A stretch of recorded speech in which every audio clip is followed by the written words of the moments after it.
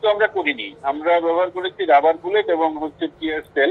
তো ওখানে ওই ক্যাম্পাসের বাইরে থেকে বহিরাগতরা বিভিন্ন কলেজের বা অন্যান্য জায়গার ছাত্র ছাত্রীরা তারা জোরপূর্বক ক্যাম্পাসে ঢোকার চেষ্টা করতেছিল, তখন পুলিশ গেটে বাধা দেয়, ইউনিভার্সিটি কর্তৃপক্ষ বাধা দেয়, ক্যাম্পাসের ভিতরে ছাত্রছাত্রীরাও ছিল।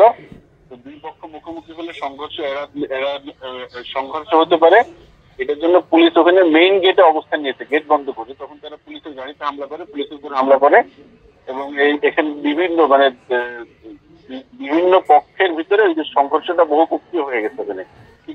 কিভাবে মারা গেছে জানি না, বাট আমরা যেটা দেখেছি বিভিন্ন মানে অর্থাৎ ছাত্রদের বাইরেও কিছু লোকজনের আনাগোনা এখানে আছে। এটা প্রাথমিকভাবে এইটুকুই দেখা গিয়েছে, বাকিটা এখন আসলে ইনকোয়ারি না করে বলা যাবে না।